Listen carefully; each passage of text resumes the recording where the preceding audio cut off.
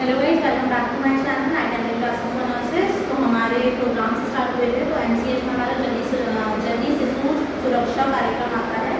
तो ये जो है सबसे पहले देखते हैं जननी शिशु सुरक्षा कार्यक्रम। तो जननी हमारी होती है मदर, शिशु मतलब बच्चा। तो ये उनकी सेफ्टी के लिए प्रोग्राम लॉन्च हुआ था, जिसको हम बोलते हैं JSSK, जो 2011 में आया था। ये क्या है? नेशनल इनिशिएटिव है।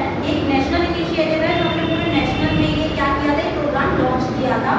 तो ये क्या है? Available packet of health facilities. जो भी प्रोग्राम्स है वो क्या हम क्यों बनाते हैं, ताकि क्यों कोई भी प्रोग्राम्स बनाए जाते हैं फॉर द फैसिलिटीज। जो भी फैसिलिटीज हैं वो लोगों तक अच्छे तक पहुँचे, हेल्थ प्रॉब्लम्स को रिड्यूस किया जाए, हेल्थ को प्रमोट, प्रिवेंट और थेरेप्यूटिक और रिहेबिलिटेटिव केयर प्रोवाइड करी जा सके। ये प्रोग्राम्स बेसिकली इन पर फोकस करता है। तो ये प्रोग्राम जो था वो था बेसिकली मैटरनल वुमेन के लिए और छोटे बच्चों के लिए, इन्फेंट और द न्यूबॉर्न। तो ये किसके लिए था? For women and the child. तो JSSK is the national initiative. ये एक नेशनल इनिशिएटिव है जो क्या करता है? Available better health facilities provide करता है किसको? वुमेन्स को और चाइल्ड को। तो ये जो लॉन्च हुआ था पाएगा ministry of health and family welfare. ये हमारा किसने लॉन्च किया था? Ministry of health and family welfare ने अंडर गवर्नमेंट, जो गवर्नमेंट के अंदर आता है इंडिया के। 1 जून 2011 में ये लॉन्च हुआ था। 1 जून 2011। इसके ऑब्जेक्टिव बेसिकली क्या होता है? इन्फेंट मोर्टेलिटी रेट को रिड्यूस करना। मोर्टेलिटी रेट होती है डेथ रेट, जो बच्चा है किसी भी, जो भी इन्फेंट है, क्या हुआ, मदर को पोस्टमार्टम हेमरेज हुआ, ट्रॉमा इंजरी के कारण मदर को कोई दिक्कत थी, उसकी वजह से बच्चे की क्या हो जाती है? डेथ हो जाती है।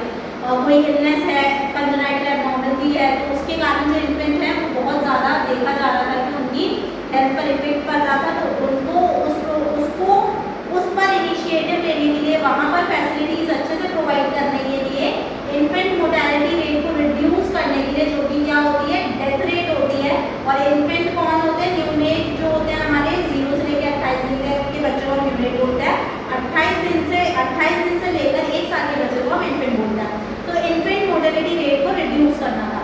नेक्स्ट आता है मैटरनल मोर्टेलिटी रेट। जो मदर थी, मदर भी किसी भी कोई भी ट्रॉमा इंजरी के कारण या फिर कोई इलनेस के कारण या पोस्टमार्टम हेमरेज के कारण या हीमोग्लोबिन अनीमिया ऐसी प्रॉब्लम्स के कारण डाइटरी पैटर्न अच्छा नहीं है, तो बेबी का बर्थ, लो बर्थ बेबी है, तो मदर को भी कुछ प्रॉब्लम्स हो रही है, कॉम्प्लिकेशंस दिखाई दे रही हैं, तो वो इनिशिएटिव को हेल्थ फैसिलिटीज प्रोवाइड करने के लिए, उसको रिड्यूस करने के लिए, इंस्टीट्यूशनल फैसिलिटीज प्रोवाइड करने के लिए यहाँ पर क्या है? इसका मेन ऑब्जेक्टिव 2 होते हैं।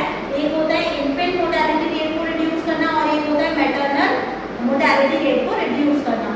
तो ये हमारी क्या कंडक्ट कराता है? Institutional deliveries. एक प्रोफेशनल वर्कर्स जो होते हैं उन्हीं के अंदर ये इंस्टीट्यूशनल डिलीवरीज आती है। जैसे हमारी PSC पर दी जाती है इंस्टीट्यूशनल डिलीवरीज, मतलब ये बड़े बड़े इंस्टीट्यूट होते हैं, वहाँ पर क्या करी जाती है? डिलीवरीज को करा जाता है। उनको कॉम्प्लिकेशन है, रिस्क फैक्टर्स देखने को मिल रहा है, तो उन्हें बड़े इंस्टीट्यूट में रेफरल करके वो सर्विसेज क्या करी जाती है?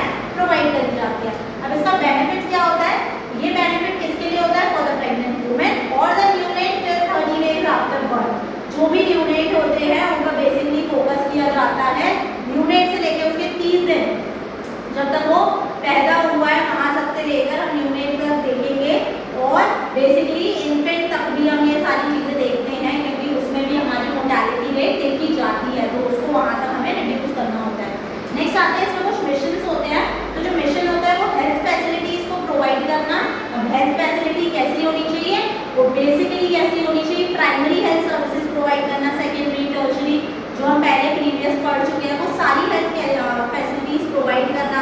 फिजिकल, इमोशनल और सोशल कंडीशंस को भी देखना, पूरा हॉलिस्टिक केयर प्रोवाइड करना, फैसिलिटीज नीड के रिगार्डिंग जो भी रिसोर्सेज की नीड है, प्राइमरी जो नीड है उसको फुलफिल करना।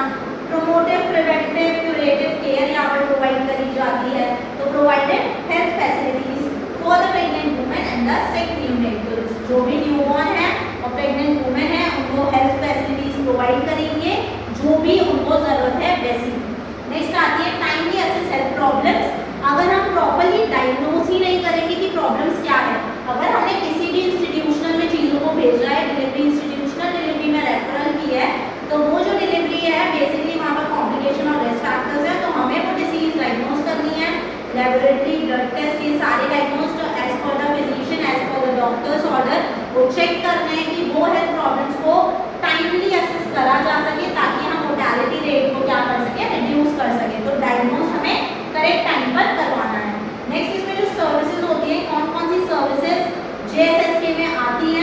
प्रोवाइड करी जाती है।